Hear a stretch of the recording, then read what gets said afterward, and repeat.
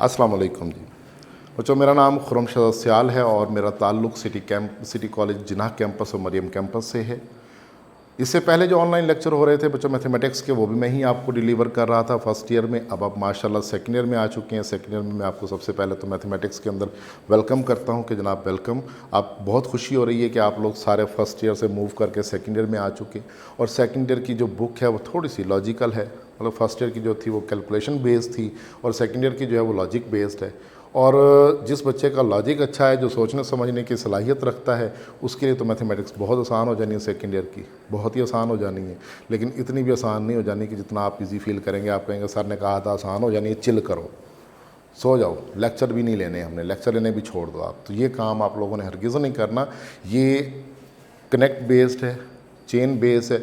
एक चीज़ अगर आएगी तो दूसरी चीज़ आपको आएगी। यानी अगर पहला चैप्टर आपको अच्छी तरह से क्लियर होता है तो दूसरा चैप्टर आएगा। दूसरा डेरिवेटिव क्लियर होता है, दूसरे चैप्टर का टॉपिक है बच्चों डेरिवेटिव।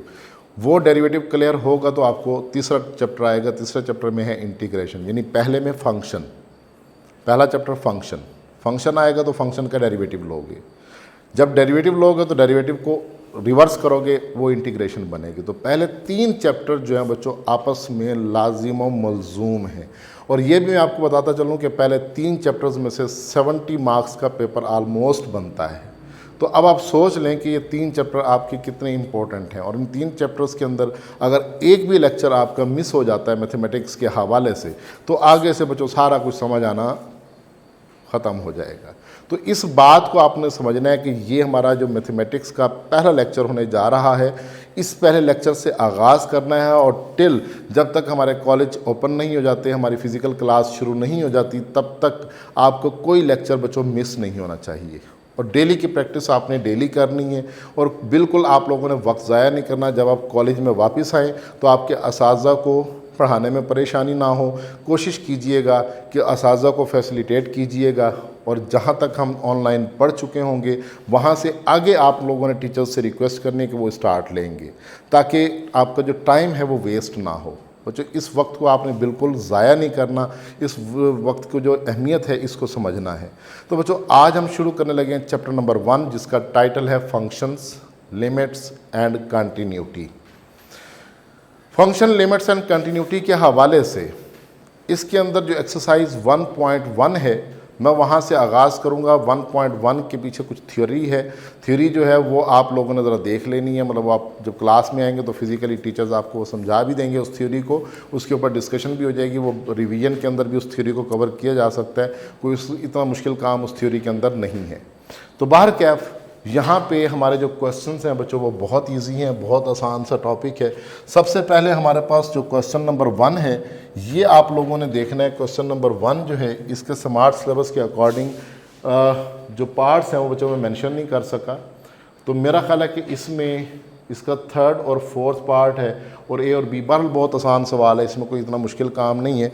नेक्स्ट लेक्चर में जो है वो आपको इंशाल्लाह मैं क्वेश्चन स्मार्ट सिलेबस के मुताबिक मार्क करवा दूंगा। यहाँ पे कुछ मैंने मार्क किए हुए हैं, तो कुछ मुझे याद तो है कि कौन कौन से हैं, लेकिन बहरहाल आप लोगों को भी पता है कि स्मार्ट सिलेबस को किस तरह से आपने मार्क करना है। स्मार्ट सिलेबस अपना सेकेंड ईयर का फ़ौरन ले लीजिए, तमाम सब्जेक्ट्स को मार्क कर लीजिए ताकि आसानी हो।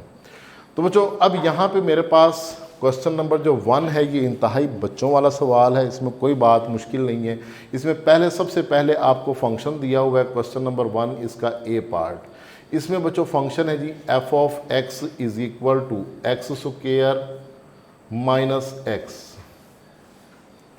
अब देखो सबसे पहले आपको जो पहला जुज़ है उसमें करना क्या है, उसमें करना है जी f ऑफ -2 कैलकुलेट करना है। यानी बहुत आसान है, आपने करना है जी put x is equal to -2, यानी जहाँ पर भी फंक्शन के अंदर x है वहाँ पे आपने -2 पुट करना है। तो मेरा ख्याल है पुट करना तो बहुत आसान है, छोटी क्लासों में 6-7 में आपने किया ये सारा काम। तो आपने करना है जी फंक्शन में f ऑफ -2, x की जगह -2 रिप्लेस होगा और सो लिखा जाएगा -2 स्क्वायर माइनस इंटू -2। सो बच्चों result will be 4 + 2 and answer is 6। कितना मुश्किल सवाल था, मुश्किल था ना? बिल्कुल भी मुश्किल नहीं है बच्चों। इसको आपने थोड़ा सा अंडरस्टैंड करना है। चीज़ों को मैं बार बार कह रहा हूँ, सेकेंड ईयर को बिल्कुल इग्नोर नहीं करना। इसका हर लेक्चर आपने डिटेल के साथ देखना है। एफिशिएंसी नहीं मारनी और देख लेंगे, कोई टेंशन नहीं। बेटे ये देखा नहीं जाना, ये जब देखेंगे ना तो ये फिर सब्जेक्ट आपको देख लेगा, तब ये साफ हो जाएंगे। तो डरा नहीं रहा, सिर्फ मोहतात कर रहा हूँ, ठीक है, कि आप लोगों ने मोहतात होकर इसको पढ़ना है। अच्छा, इसके बाद जो दूसरे हिस्सा है उसमें बच्चों दूसरे पार्ट में f(0) कैलकुलेट करना है। तो मतलब आपने सेकंड पार्ट के लिए बच्चों क्या करना है, आपने करना है जी put x is equal to 0, यानी जहाँ जहाँ पे फंक्शन में x है वहाँ वहाँ पे आपने 0 को रिप्लेस कर देना। सो 0 स्क्वायर माइनस हो जाएगा 0, so answer will be equal to 0। इसी तरीके से इसका थर्ड पार्ट जो है, इसके थर्ड पार्ट में बच्चों लिखा हुआ है f(x-1). ये पेज मैंने यहाँ पर लगाया हुआ ज़रूर है, लेकिन ये आपको दिखाई नहीं दे रहा होना। तो आप लोगों ने एक काम ये करना है, अभी वीडियो को पॉज कर लें, अपनी बुक उठा लें और उसके ऊपर से पेज नंबर 10 जाइए, ओपन करके एक्सरसाइज 2.1.1 पे चले जाएं, ताकि आपको पता लगे कि क्या कर रहे हैं। ये जो पेज मैंने लगाया हुआ है, ये बच्चों मैंने अपनी सहूलत के लिए लगाया हुआ है। तो यहाँ पे लिखा हुआ है जी f(x-1). तो आपने क्या करना है, आपने करना है जी put x is equal to x-1। तो यानी जहाँ जहाँ फंक्शन में x है वहाँ पे x-1 जो है वो रिप्लेस कर देंगे। तो ये बनेगा x-1 स्क्वायर माइनस हो जाएगा x-1। अब इसका स्क्वायर ओपन करेंगे तो ये हो जाएगा x स्क्वायर माइनस हो जाएगा 2x + 1 माइनस x + 1। अच्छा बच्चों, यहाँ पर आप लोगों के नोटिस में हो कि मैंने यहाँ पे स्क्वायर जो है ये ओपन किया है। अब बहुत सारे हमारे दोस्तों को स्क्वायर ओपन करना ही नहीं आ रहा होता, तो वो काम ख़राब कर जाते हैं। तो इसलिए स्क्वायर को ज़रा एहतियात से ओपन करना है। तो मैंने यहाँ पे लिखा है a square minus 2ab + b का स्क्वायर।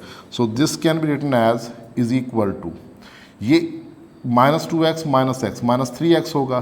तो पहला x square as it is -3x और फिर प्लस हो जाएगा 2। So this is the required answer. तो इसमें कोई बात ऐसा मुश्किल नहीं है। अब जो अगला पार्ट है, फोर्थ पार्ट, उसमें भला आप लोगों ने क्या करना है, x की जगह x स्क्वायर प्लस 4 जो है वो रिप्लेस करना है और उसके बाद सिंप्लीफिकेशन कर लेनी है, और आप ये कर सकते हैं। नेक्स्ट इसका बी पार्ट, जो बच्चों बी पार्ट में हमारे पास जो फंक्शन लिखा हुआ है वो लिखा हुआ है f(x) is equal to √x + 4। तो बच्चों इसमें भी आपने यही काम ही करना है कि x की जगह जो जो हिदायत दी हुई हैं वो आप लोगों ने क्या करनी है, पुट करनी है। जैसे मिसाल के तौर पे इसके लिए मैं ये फोर्थ पार्ट सॉल्व कर देता हूँ। तो यहाँ पर लिखा हुआ है जी f(x) की जगह x स्क्वायर प्लस 4 पुट कर देंगे। So this can be written as √x square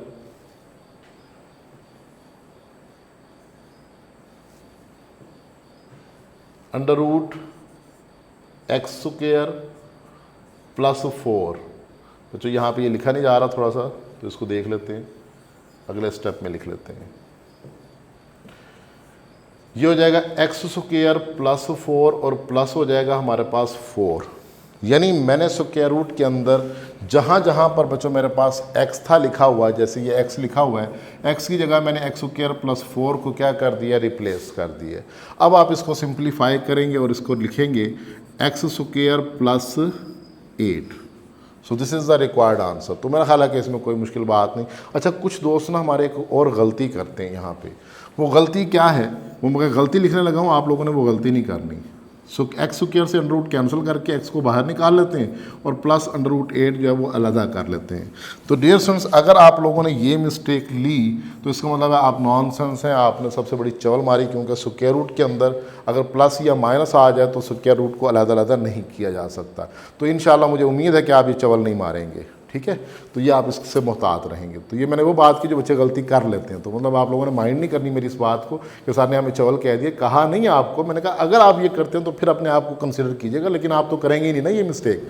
तो इंशाल्लाह उम्मीद है कि आपको ये बात समझ आ गई होगी। तो बच्चों क्वेश्चन नंबर 1 के 2 जुज़ आप लोगों को दिए हुए हैं। इसके अंदर 4 पार्ट्स आपने कैलकुलेट करने हैं, बहुत आसान से हैं। एक एग्ज़ाम्पल है वो आपने करनी है। अभी सिर्फ इस लेक्चर में इतना ही डिस्कस करने जा रहा हूँ।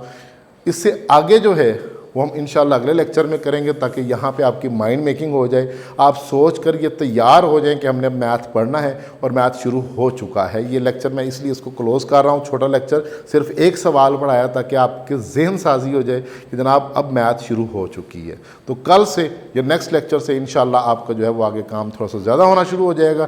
तो एहतियात बरतनी है।